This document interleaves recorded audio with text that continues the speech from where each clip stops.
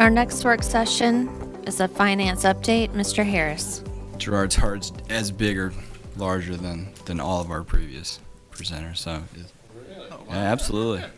Anyway, this is a brief but important presentation. So we're going to stitch together a couple topics, sort of get a soft entry, if you will, into our finance season, which begins in earnest next month. So we'll walk you through the entire schedule all the way up until April, but there's a lot of important milestones that are coming up. So today's kind of a good day to sort of lay out that roadmap. But we're going to start off with Natalie, kind of bring you back to the state budget process. We do have some more information than we've had in previous sessions. We don't have all the information we would like, but we're going to pass along what we do have.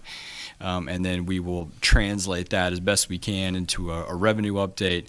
And Gerard's going to talk a little bit about we're working on financial policies and some topics that Audit Finance has already seen. Like I said, we'll end up with the schedule. So we'll let Mrs. Spillman get us started.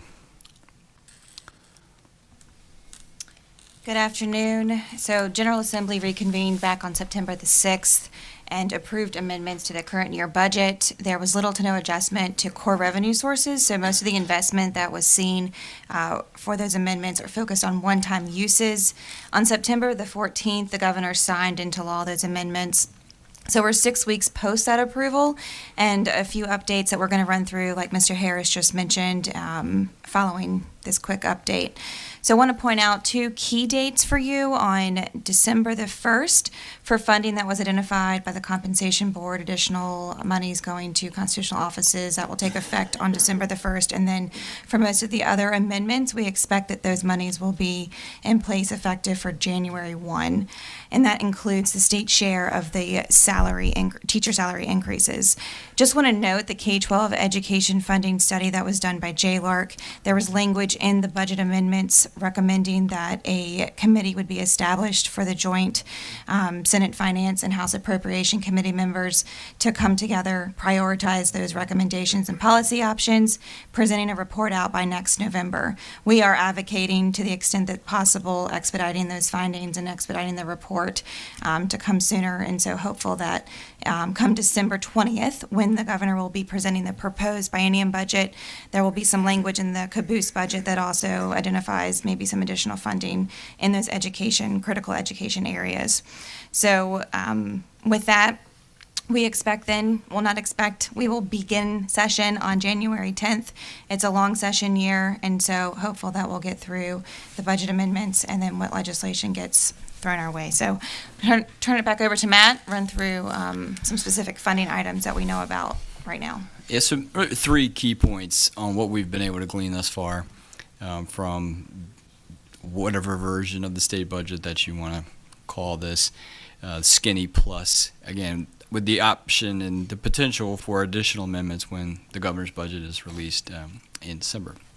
First point, kind of come back to the piece of the FY24 budget that was, somewhat still up in the air. As you recall, last time we discussed this, we had about an $8 million shortfall on the school side, which we had, I think rightfully so, pinned on the outcome of the state budgeting process, hoping that additional funds would show up.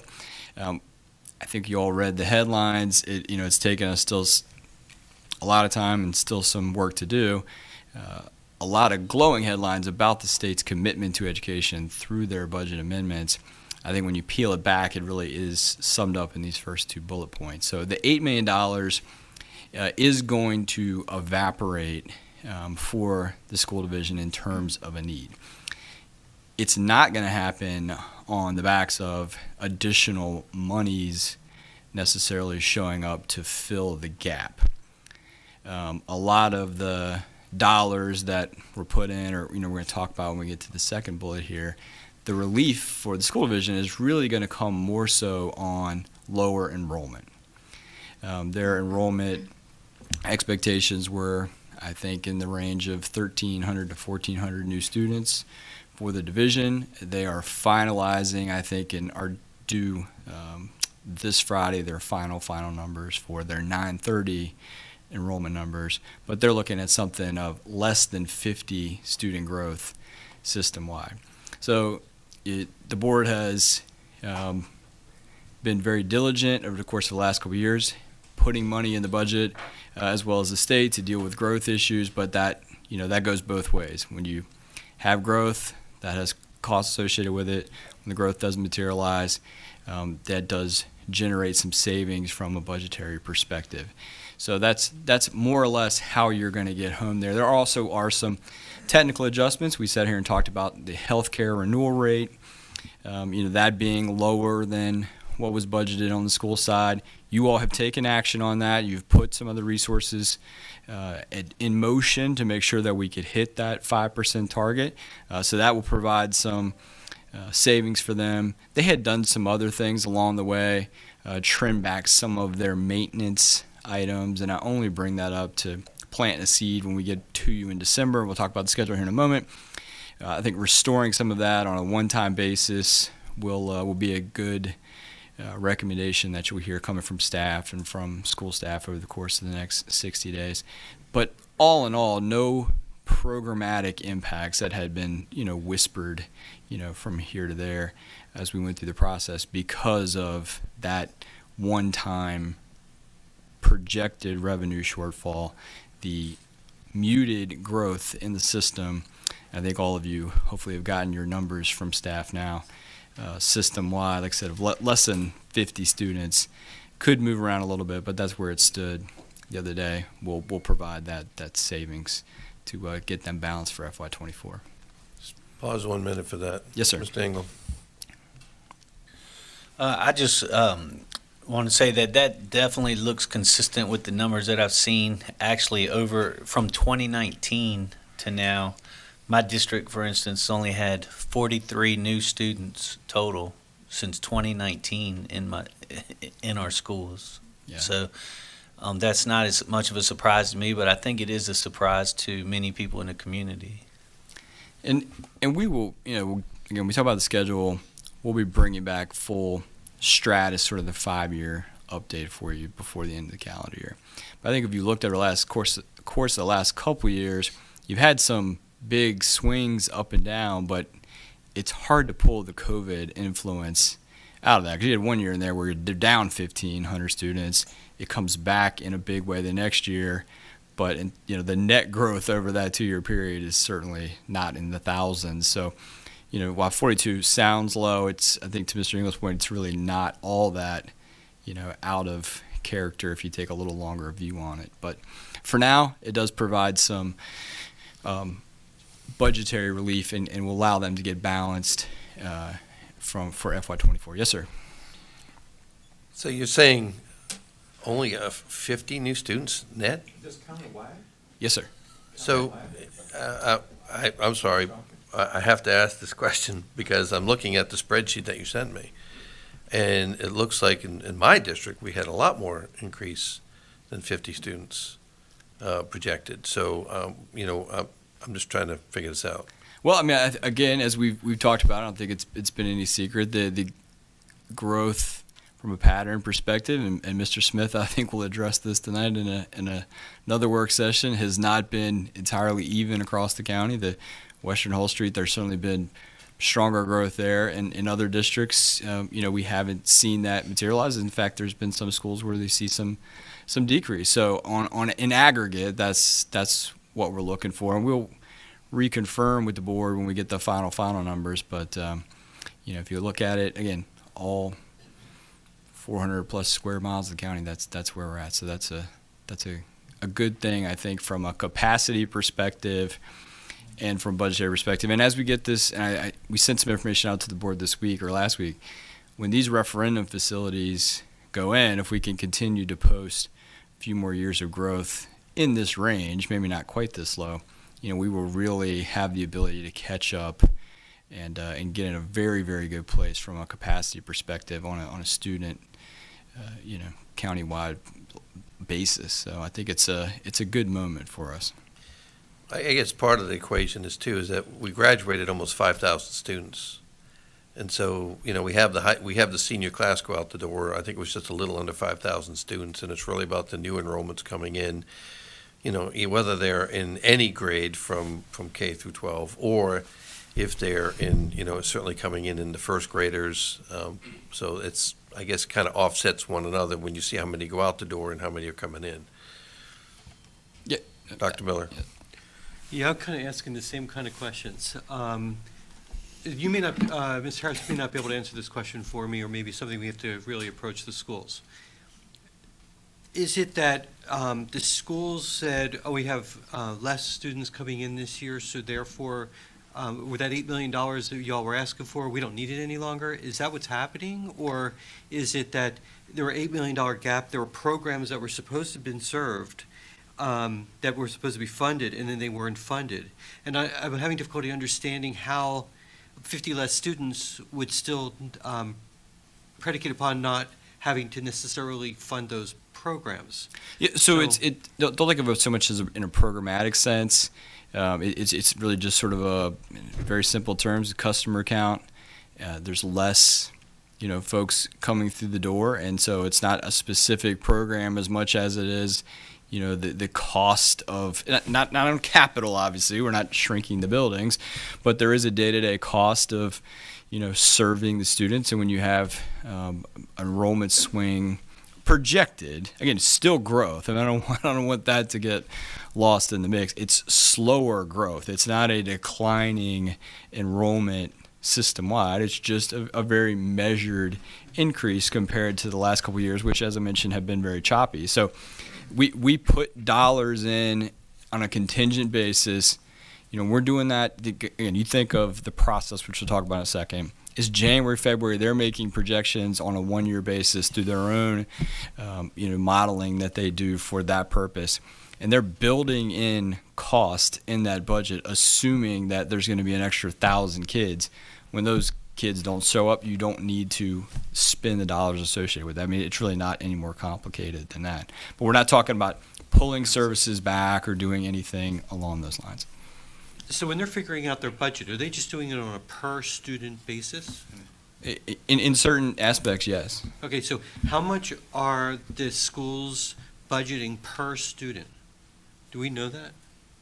Wait, I'm happy to get you that number, but when you get into the budgetary process this year, the first thing you're going to see on the student request, and I think this has been a real process improvement from our engagement with them from budgetary, there's a growth component. We're assuming this many new students, and there's going back, Dr. Taylor actually helped sort of put that in place, going through all the pieces and parts down to pencils, you name it, and we assumed a cost per student from a growth perspective, and that's one of the first things that goes in.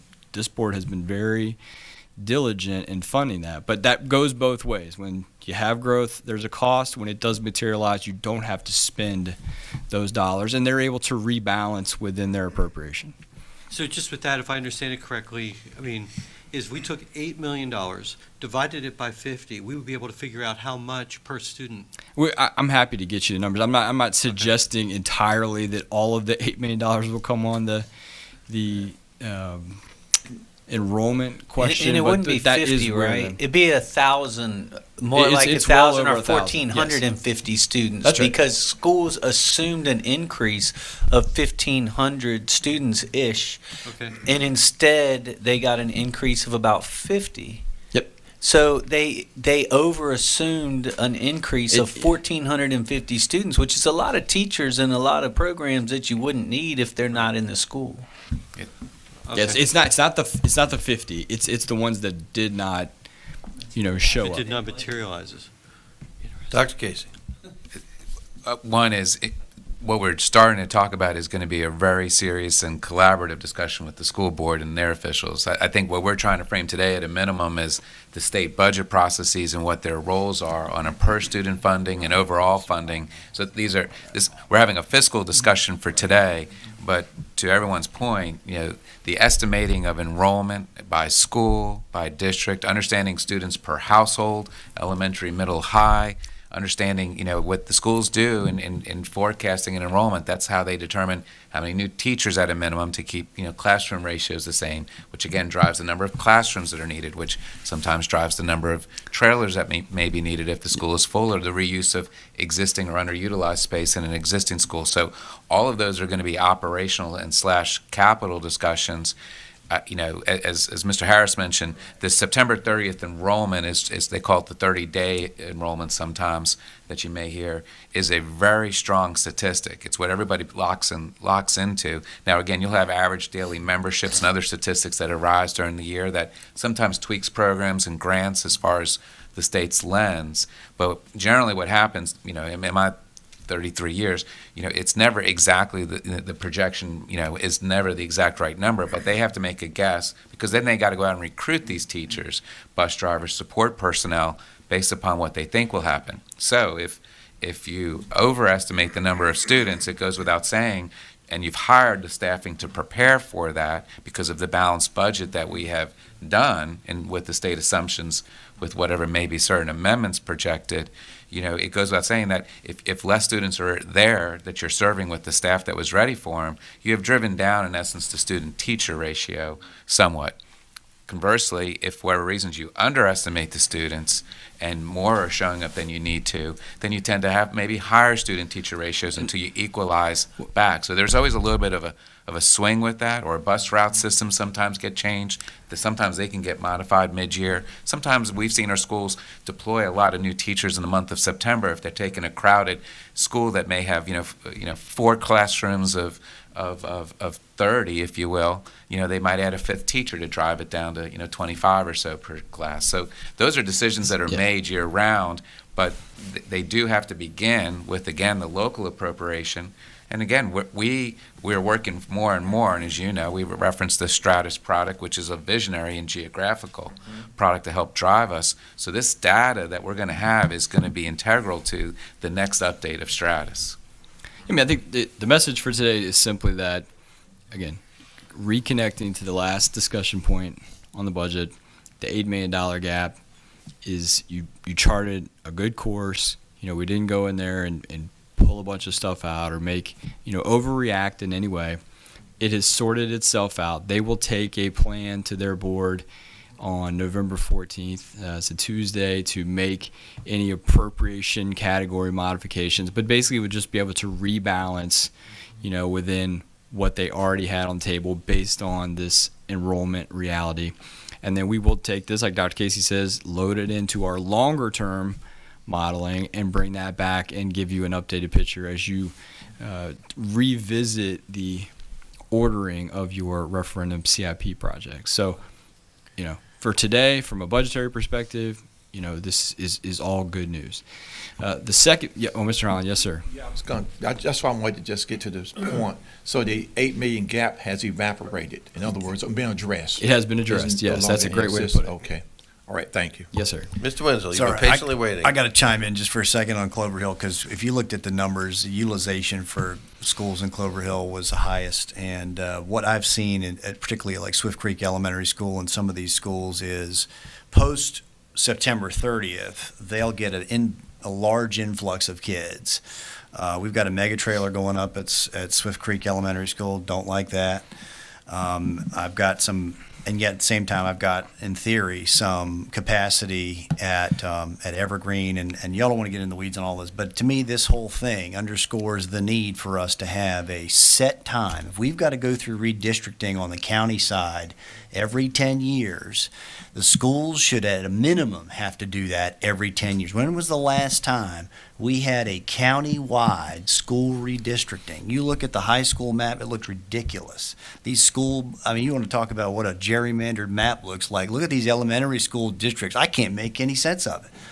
And so somebody, I'm sure, knows that and can speak that language, but whatever it is out of date right now. I know that for sure. And I know it because I've talked to the parents and I've talked to the school administrators who are frustrated.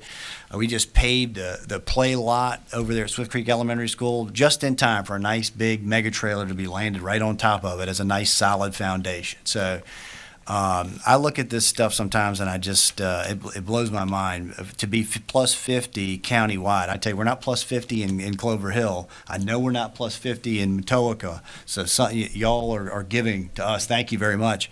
But we've got to rebalance this thing, and there has to be a standardized approach. This business of, in the next term we'll redistrict. We promise. That's not going to work anymore. No, point well taken. I think, again, not to give away everything for tonight, but I think you're going to have opportunities coming up with this implementation of this referendum. A lot of new schools, we didn't have that the last time we did this, and it's going to create opportunities for, countywide, revisiting this issue. So we'll certainly have plenty of opportunity to discuss as we get through the rest of the season. And Mr. Winslow, to your point too, it's not just the district of the schools, which we believe elementary, middle, and high, but it's also the strategic design of the bus routing systems and how you get the inflow and access to the schools and dealing with all the various safety issues. So the district is important in making sure one site's not overwhelmed.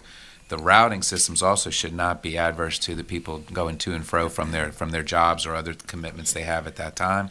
Nor should you ever overwhelm an area of a school that there's a backup that's causing a safety risk for those driving bus drivers or those that are in walking communities, quite frankly. For instance, people that are riding past two elementary schools to get to the elementary school that they actually attend, which I do think, honestly, that this school board is been more open to the discussion, although they haven't done it. I do think that we can see that on the near horizon. And I will say, if we didn't have CECLA in my district, which is the new preschool, which added 380 students in my district, I'd actually be down 337 students in my district from 2019.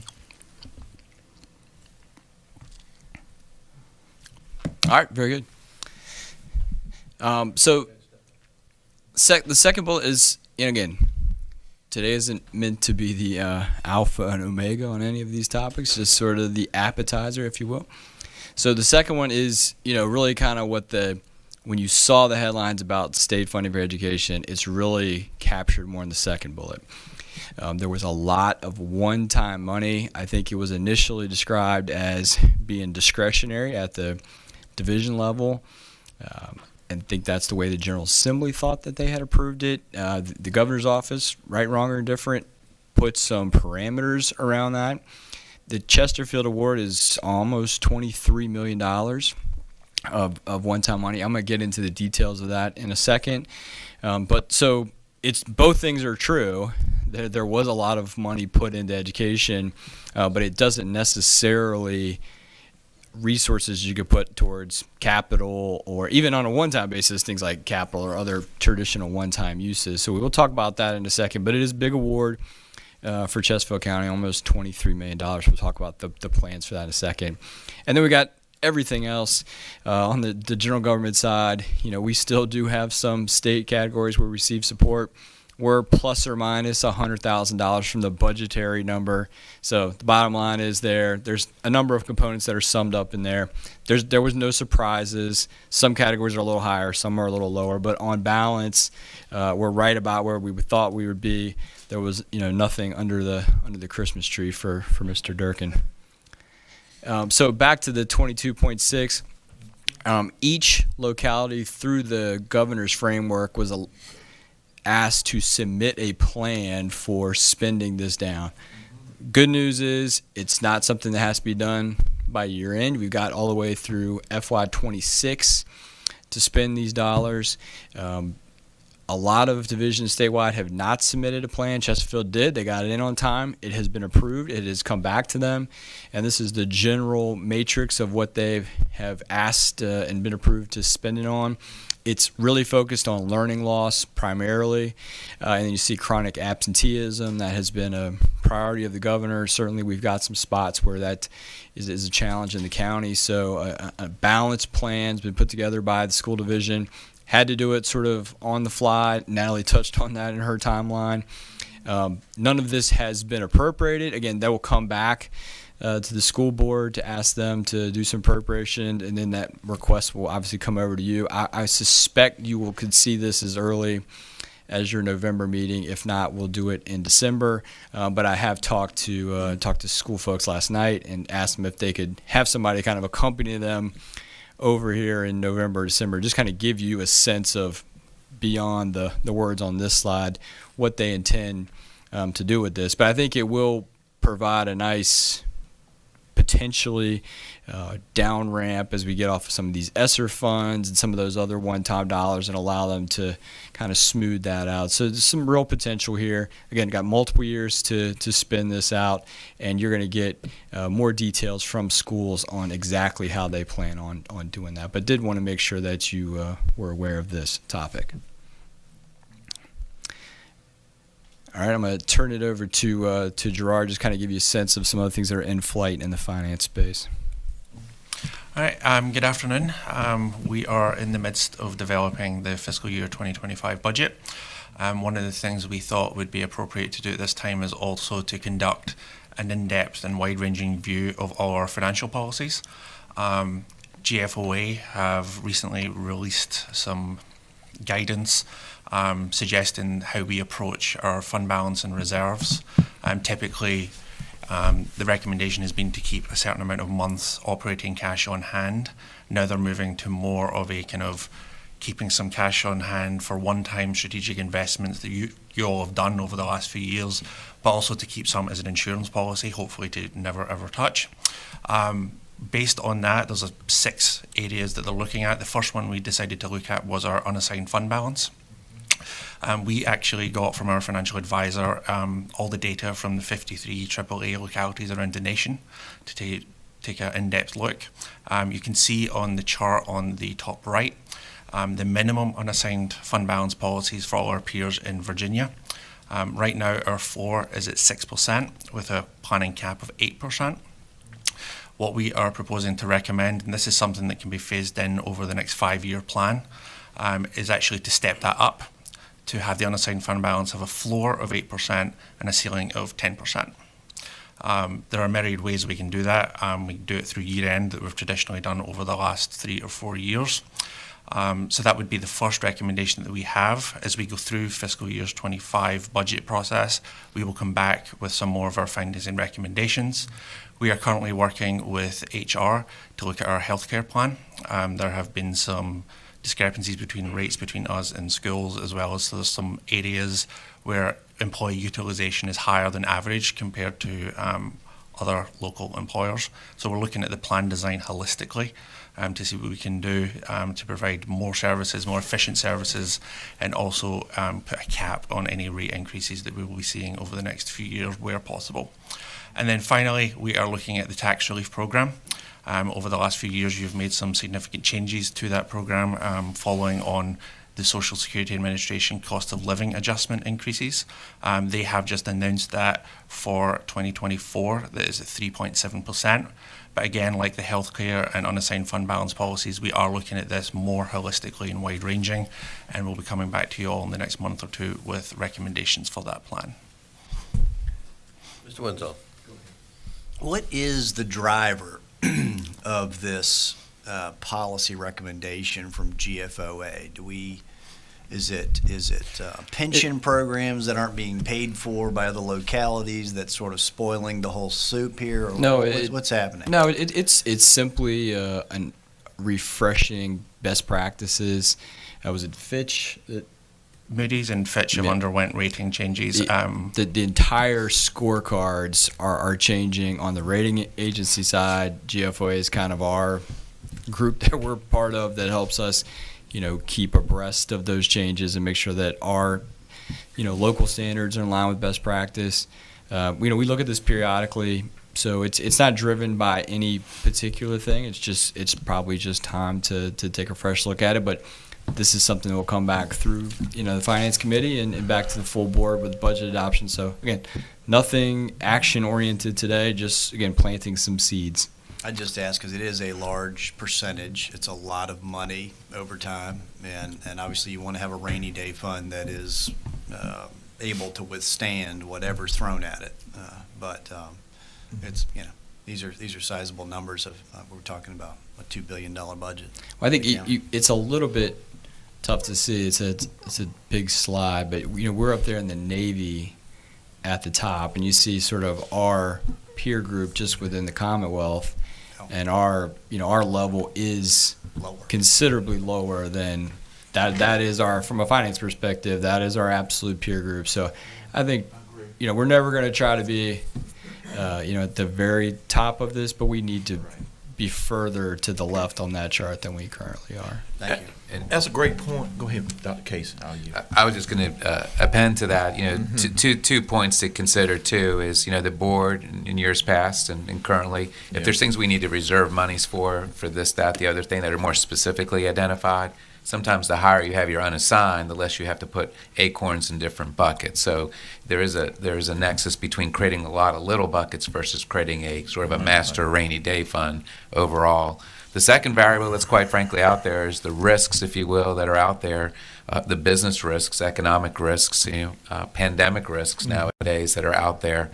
The state and federal governments may not always be there. They try to be there. They may show up, but the monies don't always follow the stories that you're incurring, and so.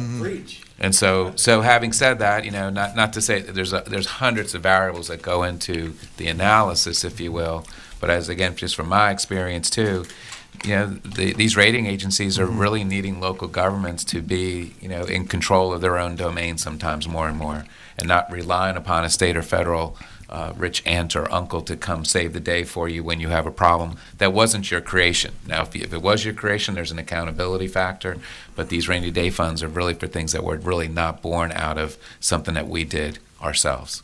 Absolutely. Thank you, Mr. Chairman. If I may Mr. Hall. speak. Yes, sir. Thank you, sir. Yeah, I appreciate this. Mr. Winslow and I received this information at a finance and audit meeting. Yes, sir. And I'll give some context to this. I was on the board when we increased it from I think it was 7.5% to 8% some years ago. And I think that's been very important. Now, I'd certainly like to know the dollar value related to the percentage change, and I recommend it, and I suggest to the board as well that we move toward the 10% with our peers as shown up there as well as a county. This came in very handy the year I was chair in 2014. The state could not pass a budget because the governor at the time was not allowed to approve Medicaid or Medicare. And so we had to actually issue teacher contracts in late July. And so I wanted to ensure that at that time we had sufficient cash to move forward without the state. The state just didn't have a budget. And so, and I was confident in the fact that we had adequate cash to do just that. So it's been my opinion, and certainly I recommend to the board that we move to the 10% and do it in a way that's feasible, as noted by Gerard, in terms of increasing it appropriately, because having that reserve, as Dr. Casey mentioned, I'm very pro on reserves in different areas of the county where we need to have them. But this is a critical one, and this also serves the county well in terms of our investment policy and the monies we earn on that investment. So I just want to make that comment relative to some historical perspectives on this board, as well as where I think we need to be moving toward. Thank you, Mr. Chairman. Mr. Engel. I know we talked about this a while, but I think it's important because even our counterparts on the school board at one point thought that this was a bucket of money that was somehow recurring, and that we could tap it for operations to put into current budgets that would go on into the future.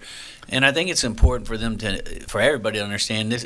When we call it a rainy day fund, it really is to make sure that we can meet our obligations if every revenue stopped for some period of time.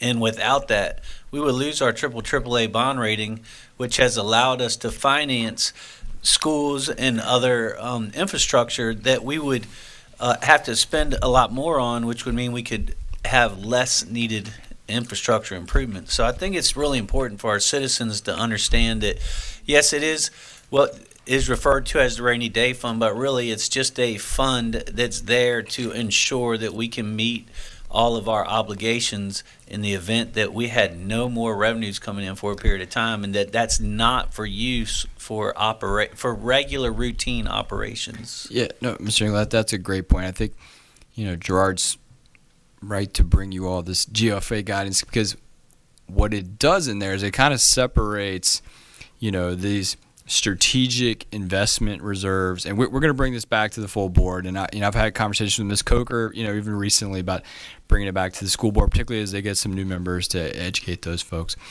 But I think this framework really lines up with what you said, because it bifurcates it into, this is set aside to do specific things, one-time nature, versus this is just sort of that emergency reserve. And Gerard's whispering to me, we also use this, and we'll share this with you as well. They've done some fantastic cash flow work. We're in a lumpy business. We get paid twice a year, more or less. And so, there are points of the year where having this cash reserve allows us to do, make payroll and do all of those things. So it serves multiple purposes. I think the thing I would just leave you with here, not only does it need to be looked at, but we don't like shocks to the system. We're not asking to go from 8 to 10 overnight. Gerard and his team are also looking at other reserves that we have on the strategic side and saying, maybe we don't need this one anymore. Maybe this purpose has outlived its useful life and it can be transitioned into here. So it's not going to be something that we're going to come to you and say, well, we can't, open this school or hire these police officers, because it's not going to be that kind of thing. It's a 5-year goal. If we get there sooner, that's great. But it's really helpful for us, the rating agencies, to be able to say, this is our plan, got board buy-in, and we're going to have it executed by this date. So that's really the concept. One last point, Mr. Chairman, if I may, Sure. briefly. We don't have to borrow money. There are some localities that have to borrow money to meet their budgets because they don't have sufficient cash reserves. And one thing I look at monthly, and I encourage you all to do, is I look at the monthly treasurer's report to look at where the cash is, where it's invested, what's being earned, and I like to do a 12-month rolling average as to what's the cash balance. Given, as you pointed out, we only get paid twice a year from our main source, tax revenue. And so that's another really important point, is we don't have to borrow money nor incur interest costs. As some localities have done, I know one in the region has had to dip into its rainy day fund. We haven't had to do that, to my knowledge, since I've been here. Thank you. Matt, I'll have a question on the next screen.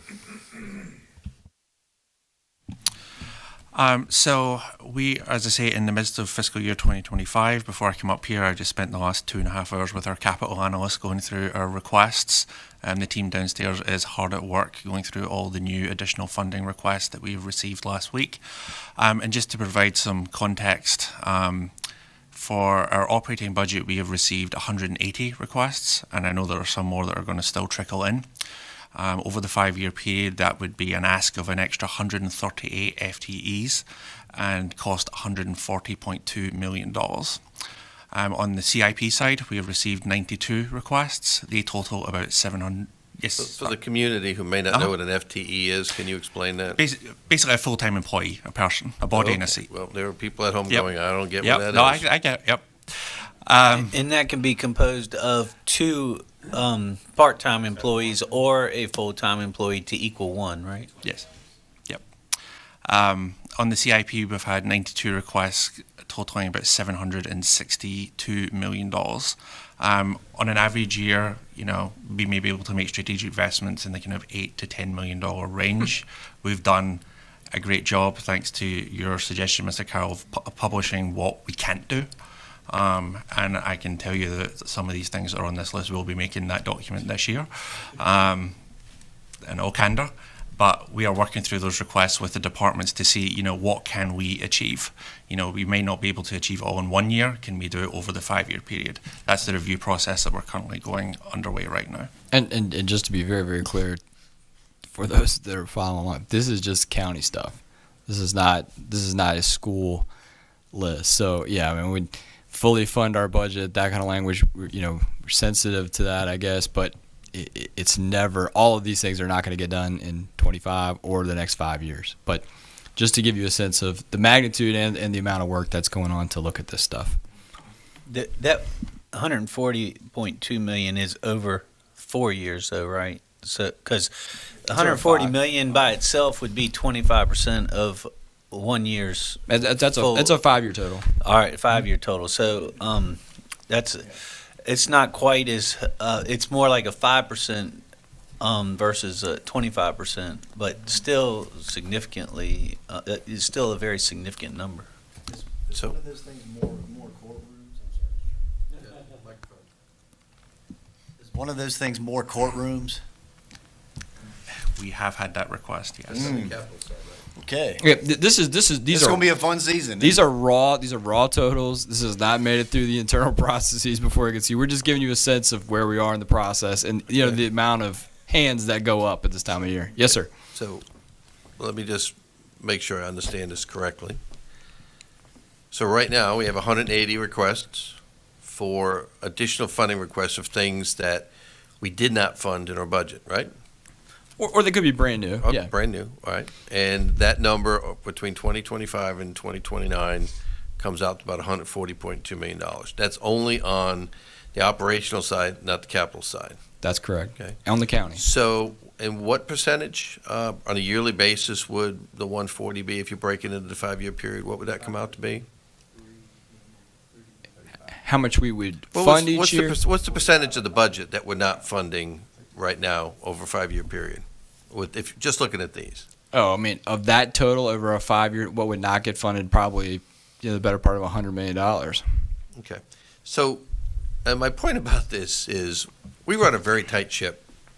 We actually go over our budget every year with a fine-tooth comb to the best of our ability to make sure that we're not having waste.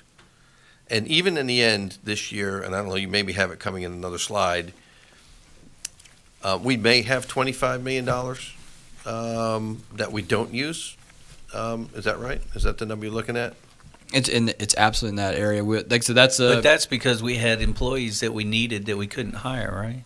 well, it's a combination, of that things. and some restricted revenues, but it's a fairly small year in surplus. We're finalizing that. That's next month's Right. excitement. But Yes, for sir. about $1 billion budget, right? Yes, sir. For about $1 billion budget, based on what my partner just said here, that it's because we didn't fill positions, many different factors as to why that money may not have been spent, including we may have had better performance in the economy that put more tax revenue in that also resulted in the in additional money, right? Yeah, all of those things are All true. of those factors. So right now, even with as good as we're doing, as financially responsible as we are, and as tight as we are in the budget, we're still not meeting everything from an obligation standpoint of what's being requested for us from an operational standpoint or from a capital standpoint. Is that an accurate statement? Yes, sir. Thank you. Mr. Dr. Casey. And just to illustrate a little further, again, these are from the department leadership. Each department has gone through its own processes themselves, starting with every employee, every division. What do you think we need to be better, to better serve? All should be in the form of, again, the quality service you want. Those department heads themselves, and you may remember from yesteryear, they go through those cuts internally before you even see the numbers here on this screen. And again, just, state law, when the county administrator submits a proposed budget to you, I do not say on the county side that there's a gap, if you will, that the Board of Supervisors needs to fill. We balance the requests with what is actually a reasonable revenue growth. Doesn't have to be all of the revenue growth, and as you know, if revenues are coming in stronger than what is sort of an inflationary demand upon us, then we have the real conversations with your concurrence of how to dial the revenue rates down so we live within the means of the county, we live within the means of the households on average. Well, I know that Mr. Holland has been on a Finance and Audit Committee for years. I know Mr. Winslow has sat on the Finance and Audit Committee for years, and I know the good work that our county employees do in making sure we put together a fiscally responsible budget. And unfortunately, some people have made the claim that we don't do that, and that we have not actually been responsible in what we've done, and that we don't go over our budget the way we should, and that it's never been done. And I just wanted to clarify for the community at home who may be watching this, if someone's telling you that, they're not telling the truth, because you guys have been working hard on this for years. Thank you, Mr. Chairman. If I may briefly say, you're absolutely right. We look at it because we look at particularly where can we save. We don't look at just spending money, but where can we save money? Where can we look at cost savings? Where can we look at efficiencies? How can we improve innovations, for example? Where can we improve in that area? And so there are things we have to do, I think. And, you know, I'm a big believer of participatory budgeting, where you have your department head, but also your employees involved, engaged in looking at the budget so that everyone is aware of what the goal is and how to achieve the goal and how best to do it. So participatory budgeting, it really works. I've seen it, done a lot of studies on it. I teach it at university level, and so I strongly encourage that. And I know, Dr. Casey, you do, and you work with your team to do so. But one question I have on this, however, is how does this compare with prior years?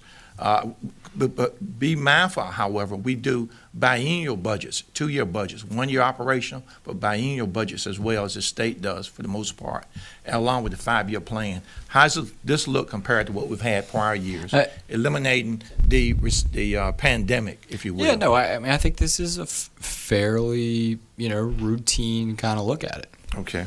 And just so that we're all clear, because we'll have this conversation again, these numbers, by the time Gerard gets back downstairs, will probably have changed. Requests to continue to come in. This is just sort of a snapshot of today, but I don't think there's anything up there that's abnormally high or low. I mean, we like to document the need. It helps us. It helps you all. But this is kind of where we're at right now. Mr. Chairman, just to tack on to the participatory budgeting piece of this. 8 years ago, Mr. Holland and I on Audit and Finance pushed, and so all of the internal audits that are completed by Chesterfield County are public documents. They are available to the public. Anybody can view them, and I think that's important for people to know what's being found in each of these internal audits and how it's being addressed, and it's being addressed over time. And I just wanted to throw that out there because some people think that information is private or proprietary. It is not. It is public information. Anybody can pull it up. We're happy to send you the audit plan or have your attendance at any of our audit and finance meetings. Absolutely. And Mr. Chairman, if I might add, I appreciate that comment from my colleague because, but I'm particularly concerned about fraud, waste, and abuse everywhere I see it. And I know we've heard it at the state level, but the Lord knows we don't want to ever see it here in Chesterfield County, I might add. And one thing I would like to suggest is that, and I've mentioned this before, is that I know our chair and vice chair work with the chair and vice chair of schools, but we also want to make sure that our school counterpart work with us on finance and audit, and I want to invite them to the next meeting, that is the chair of the school board, as well as maybe hopefully some of the returning members who may come back. But we certainly want them to be at the meeting so we can have a collaborative discussion as it relates to education so that they're involved in the pressures that we see on the county side, not just the school side. And I think that's something we want to start doing as soon as possible. And certainly after the election, we'll certainly want to reconvene and look at what we can do collaboratively as two boards as we chart the course for the future. I want to suggest that to my colleagues. Very good. And just one more quick slide, and we'll wrap y'all up. This is, I think, maybe the most important one. Again, just sort of lays out the road work between here and April. So, Mr. Carroll, you touched on it just a second ago. We have an audit finance, I believe, on the 3rd of November. We'll have Chair Beckert out to give you a report on your FY23 ACFR, and by everything that we've gone through thus far, everything looks very good, promising with that. Another successful year, and hats off to the accounting folks who work extremely hard to make that happen. And we'll try to recognize them as much as we can in the month of November. And we'll bring that full report back to you at the full board on the 15th of November. We have Mr. Holland, your commentary on participatory budgeting is certainly in line. We have a budget town hall that we are tentatively scheduling for early December, kind of share all of this information that we've talked about here today, and just take an update on the community's priorities before we start that process. We try to have one of those before we get into the county administrator's proposed budget. Just have a chance to have a conversation with the community. So that's early December. Yes, sir. And then in December is really kind of turned into the heavy kickoff of your financial calendar. So your year end, your FY23 year end, usage of those funds, and we'll be meeting with you between now and then to kind of give you a full update as we get the ACFR nailed down. But if you're going to appropriate putting those monies back to work, which you've done successfully, and I think we've been very good with that the last few years, that would happen at your December meeting in conjunction with your tax relief updates, at a minimum, the policy adjustment that Gerard referenced, and then that's when we've set that maximum tax rate the last 2 years, and I think that has been a good practice. Mr. Bloomfield and his team are out there finalizing the land book, so we should have a pretty good snapshot of what we think that would be by the time your mid-December meeting. So heavy emphasis in December. And then we get into January. Obviously, we set the land book. The notices go out on the 1st. The superintendent's budget and CIP is presented to you in full by the end of January. February, we do your revenue work session. That's where we bring all of those sources back and give you a sense of where we're going to be. And then Dr. Casey will be in this seat in early March to show you how he would propose to spend those dollars. And then, of course, you adopt in April. But all of those are kind of the things you know more. But November, December are really where we lay the foundation for everything we do the rest of the year. So with that, I'm happy to take any questions that you might have. I think we hit you up on enough. Yes, sir. Thank you.